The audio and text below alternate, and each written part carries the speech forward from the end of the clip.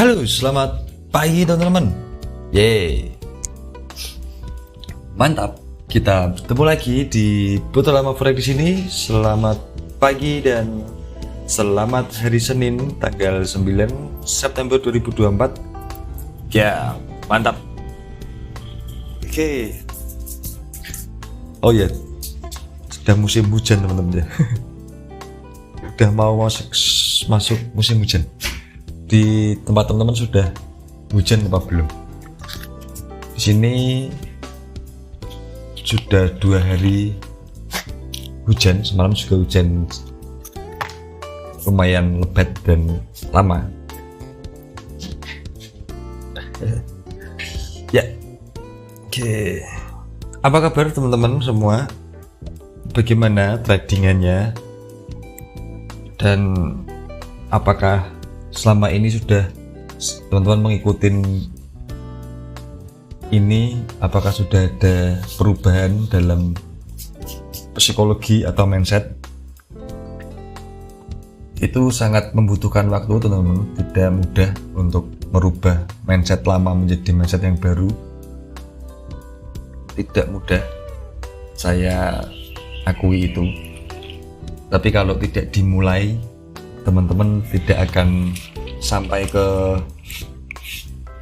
tahap yang sebenarnya trader butuhkan, yaitu konsistensi dan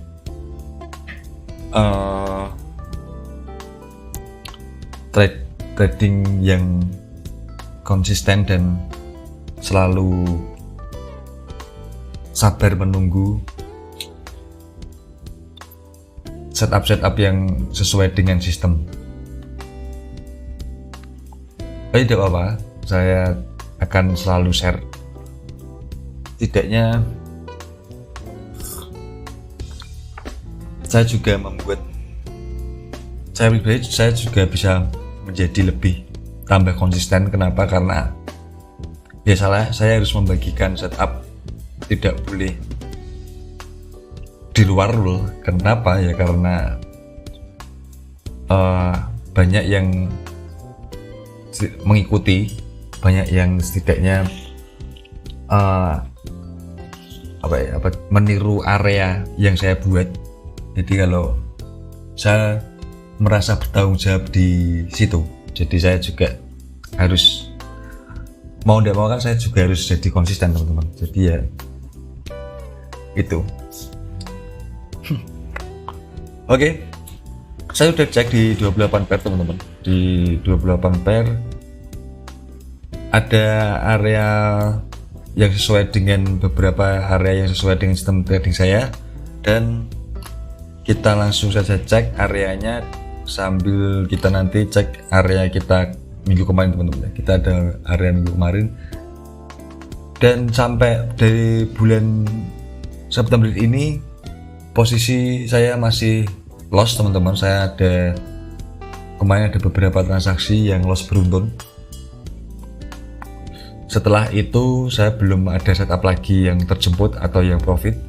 Biasanya di saat seperti ini itu juga godaan buat teman-teman akan sedikit terganggu psikologinya.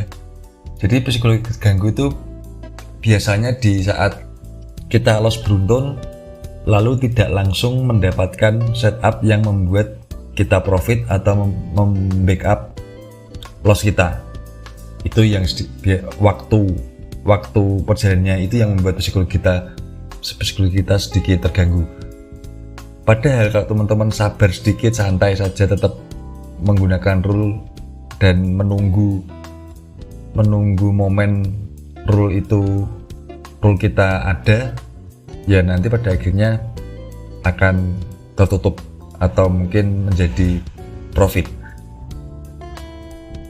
Ya, yang susahnya itu menunggunya, itu biasanya yang sedikit membuat psikologi teman-teman agak goyah.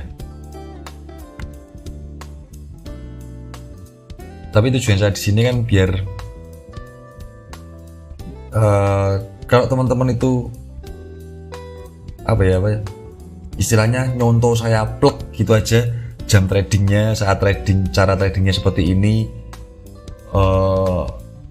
waktu trading saya itu jam segini, kalau sudah chatting ya sudah, besok lagi gitu terus. Kok saya yakin hasilnya akan baik-baik saja, teman-teman. Yang membuat hasilnya tidak baik-baik saja kan sebenarnya tidak konsistennya, tidak sabar menunggu gitu. Oke, saya tadi ada di EuroJP saya akan ambil area ini sesuai dengan rule saya. Ini areanya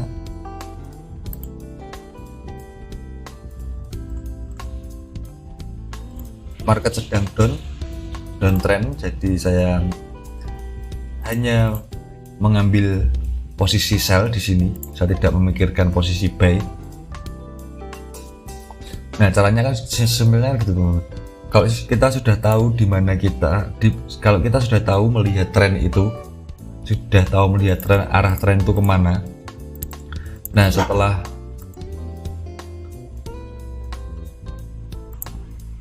kita tahu tren itu bergerak kemana, kita sudah membuang pikiran-pikiran yang lainnya. Jadi kita hanya fokus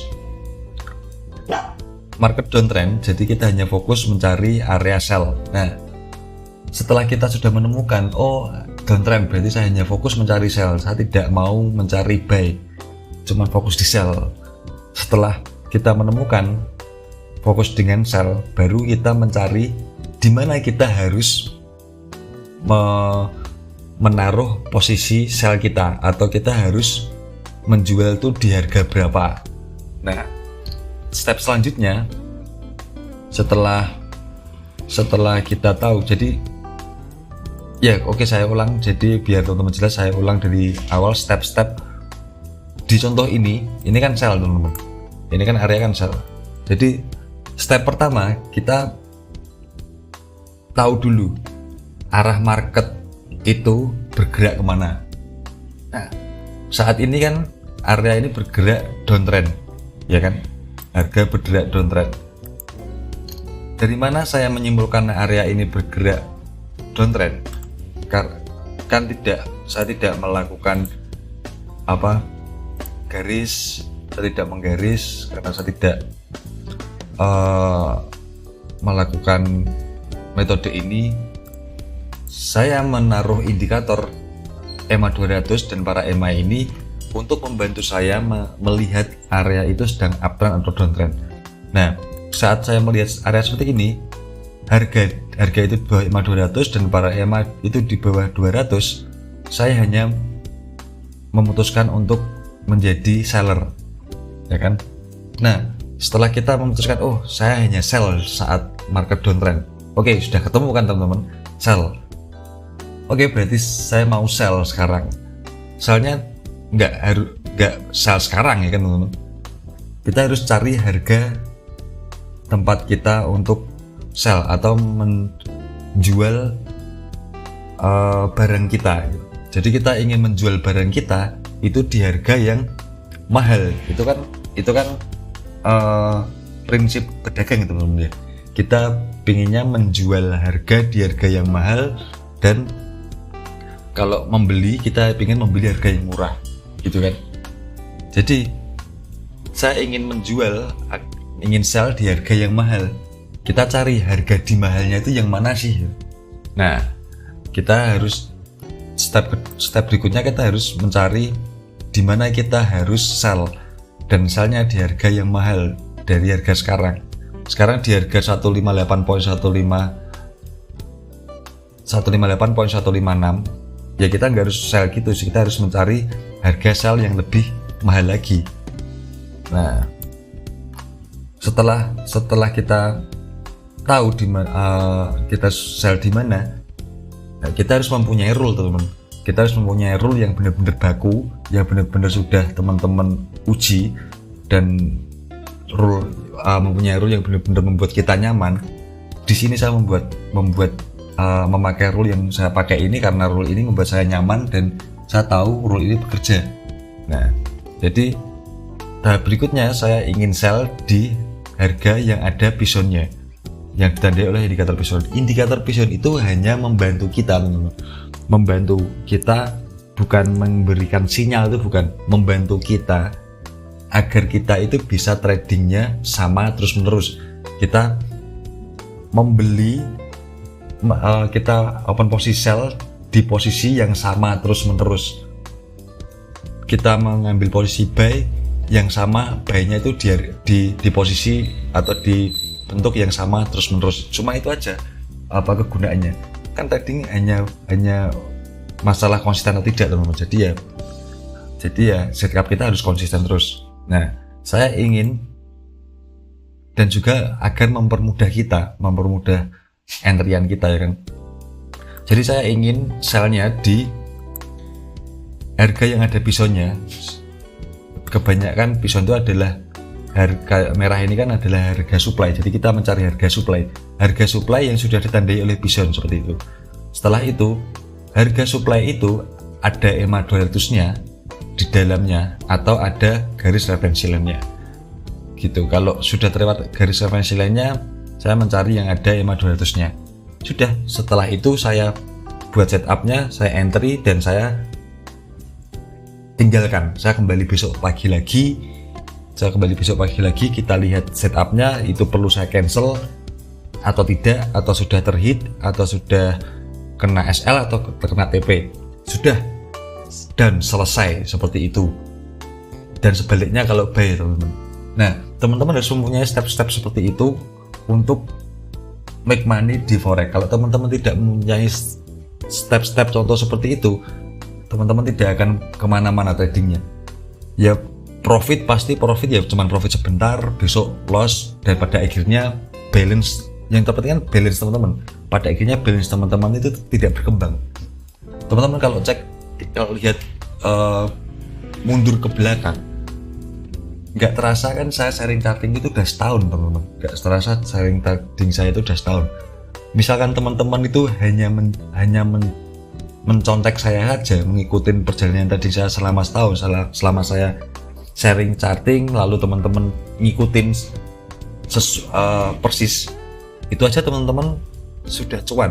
Kalau teman-teman mengambil 1% resikonya, teman-teman tuh sudah profit hampir 50%, 40%, 40 berapa persen gitu. Ya kan, kalau saya sendiri mengambil 2%, saya tuh untung hampir 100%, 96% saya untung karena saya merisikokan 2%. Jadi kalau saya profit 4% tiap transaksi. Jadi gitu, teman-teman. Itulah bukti atau contoh konkretnya kalau kita tuh butuh konsisten gitu, teman-teman. Oke, jadi gitu. Kita harus mempunyai step-stepnya dulu. Dan yang kedua kita ada NCDJP. Nah, NCDJP kan sama, teman-teman. Ya kan, saya melihat harga downtrend, jadi saya hanya mencari area harga di mana saya harus sell. Sellnya di mana? Saya hanya di area supply yang ada pisonnya. Lalu area itu ada EMA 200-nya atau garis referensialnya. Di sini ada EMA 200-nya, jadi saya ambil yang ada EMA 200-nya. Jadi saya ambil area itu dan selesai. Saya ambil area ini. Nah, gunanya indikator tuh hanya membantu, cuman alat bantu, bukan untuk mendapatkan sinyal, tuh bukan. Jadi indikator itu adalah apapun indikatornya, teman-teman, bukan selalu masalah pison ya. Jadi tidak harus pison juga, karena berhubung saya memakai strategi ini dan saya mempunyai indikator ini, jadi saya pakai ini yang mempermudahkan jalan trading saya.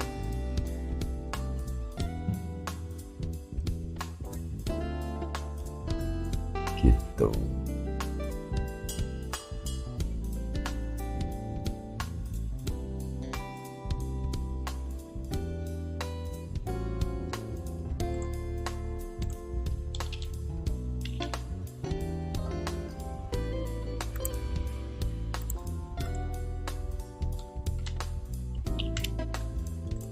Oke.